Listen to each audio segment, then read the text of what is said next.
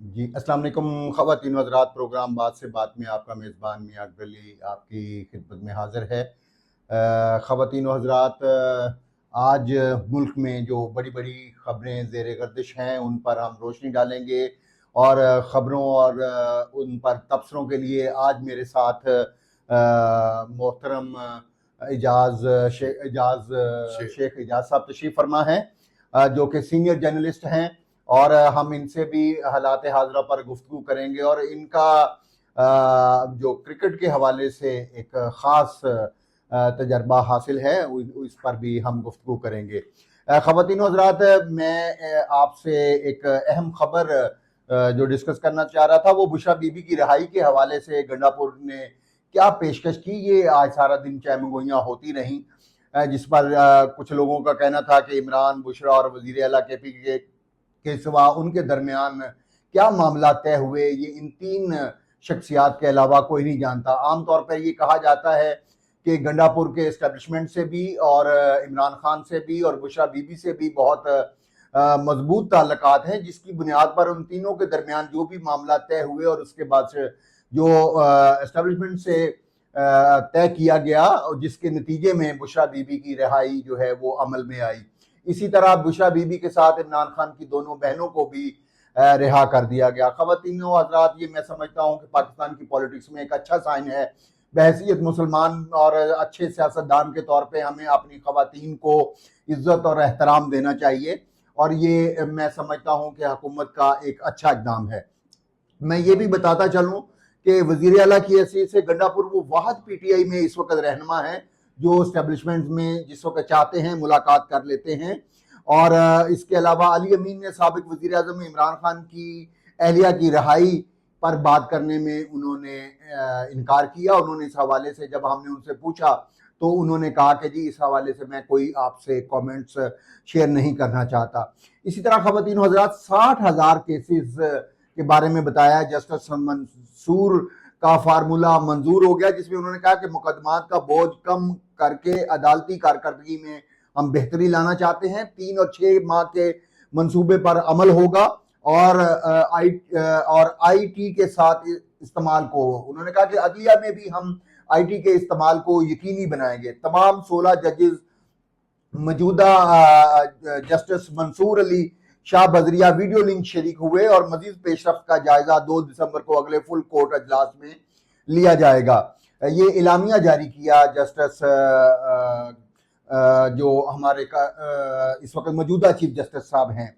मैं ये भी बताता चलूं कि ख़वातीन हज़रात, दीवानी और फौजदारी मुकदमात तेजी से निपटाने के लिए मखसूस 2 और 3 रुकनी बेंचों को तखवीस करने की तजवीज़ भी ज़ेर गौर है।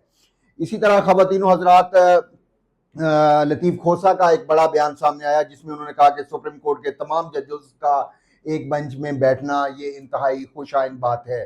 और मैं ख़वातीन हज़रात इसके अलावा भी आपसे गुफ्तगू जारी रखूँगा। अभी हम शेख एजाज साहब से पूछेंगे कि पीसीबी में जो तब्दीलियों की हवा चली है, ये कहाँ जाकर रुकेगी, इस पर हम इनसे बात करते हैं। जनाब शेख एजाज साहब।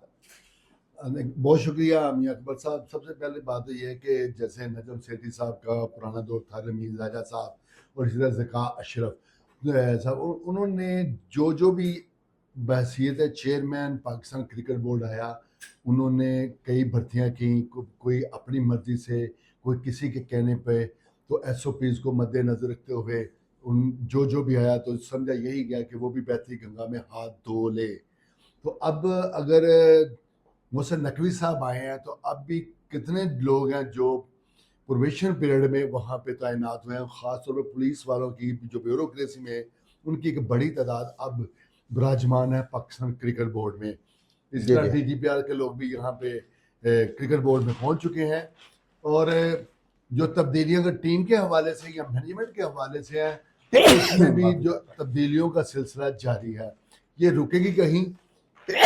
कब रुकेंगी, कहाँ रुकेंगी, कौन रोकेगा?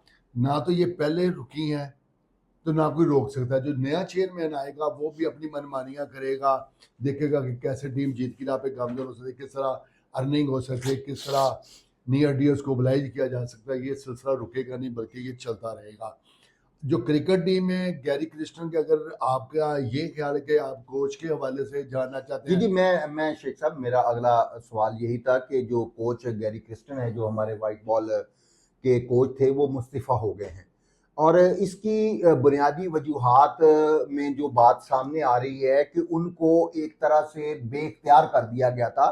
उनके पास वो इख्तियार नहीं था जिसको लेके वो टीम को कुछ बेहतरी की तरफ लेके चलते। इस बारे में आपका क्या अंदर की खबर है कि क्या ऐसा था जिसकी वजह से उन्हें मजबूर होना पड़ा इस्तीफा देने के लिए? मियां अकबर साहब, सबसे पहली बात तो ये है कि जब SOPs तय होते हैं ना, तो उसी पे जो फर्म होती है उनको अमल दरामद करना होता है, और जो अपॉइंटी है उसको भी उसी पे ही डगर पे चलना पड़ता है, जो जिसके तहत ये पूरा एग्रीमेंट तय पाता है। ठीक है, तो सबसे बड़ी बात जो है गैरी क्रिस्टन की है, जब उनका वोटिंग राइट ख़त्म किया गया कि जब टीम की सिलेक्शन होगी, उसमें ना तो कप्तान वोट कास्ट कर सकेगा और ना ही हेड कोच करेगा, बल्कि वो लोग जो सिलेक्शन कमेटी है, जिस तरह आकिब जवेद है, अजहर अली है, अलीम डार है, बिलाल है, ते डाटा एनालिस्ट है, हसन चीमा है, ये 5-6 लोग जो है ना, ये ही टीम फाइनल करेंगे।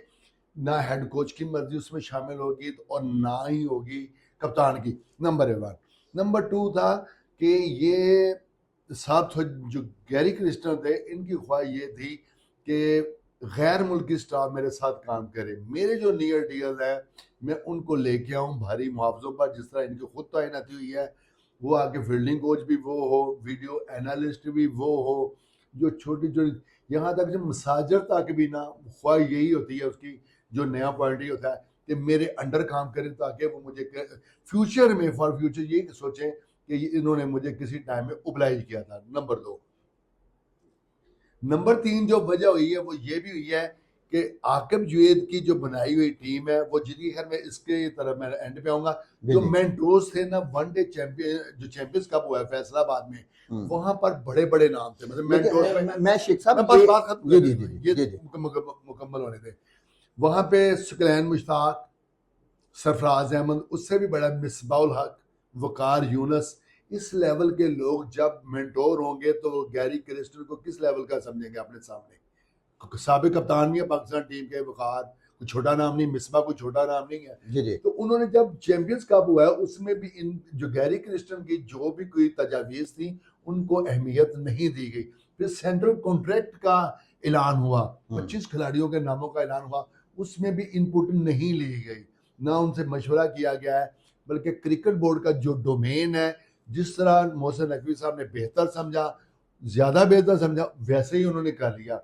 अगर उन्होंने नहीं किया, आपने एग्रीमेंट किया, तो आप इस पे क्यों इतने परेशान हो गए कि आपको मैं रज़ायन दे दूं? तो ये क्रिकेट बोर्ड का, अगर मुझसे पूछा जाए तो मैं ये कहूँगा बिल्कुल दुरुस्त फैसला है, और क्रिकेट बोर्ड ने ना तो पॉलिटिक्स होने दी अंदर, और ना ही कोच की मनमानियों को तस्लीम नहीं, किया। लेकिन अपना शेख जाज साहब, गैरी क्रिस्टन ने ऑस्ट्रेलिया और जिम्बाब्वे के लिए जो स्क्वाड तैयार किया गया, उस पर उन्होंने बहुत ज़्यादा होमवर्क भी किया, और ज़राए का ये भी कहना था कि साबिक जो सिलेक्शन कमेटी गैरी क्रिस्टन के स्क्वाड पर मुशावरत भी हुई थी, और दौरा ऑस्ट्रेलिया और जिम्बाब्वे के लिए जो स्क्वाड गैरी क्रिस्टन और मौजूदा सिलेक्शन कमेटी की मशावरत से किया गया, तो फिर ये वाकया किस तरह से रूनुमा हो देखिए गया? मियां अकबर साहब, ये सिर्फ अफवाहों की हद तक है, इस सदाकत से दूर है, सच्चाई से दूर है।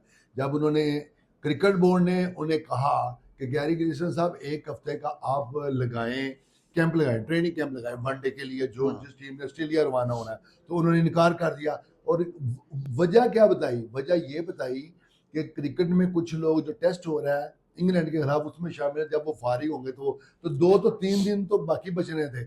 उन्होंने हुक्म अदूली की, डिसोबे किया इस बात को, तो वो नहीं उन्होंने तस्लीम किया। उसके बाद आप कैसे इस बात को तस्लीम कर लेंगे या उनको कहेंगे ये सच है? 5-6 पॉइंट मैंने आपके सामने रेज की हैं, उनमें वो गैरी क्रिस्टन कहाँ स्टैंड कर रहे हैं? गैरी क्रिस्टन चूंकि PCB के अंडर काम कर रहे हैं, चेयरमैन या उनकी जो सेकंड चीफ ऑपरेटिंग ऑफिसर है, उनको, या जो भी एक कमेटी बनाई गई है, उसको उनमें फॉलो करना उनके लिए ज़रूरी था, जो उन्होंने नहीं किया। इसके अलावा सबसे बड़ी बात एक ये है कि पाकिस्तान क्रिकेट बोर्ड ने कब उन्हें कहा कि आप छोड़ दो?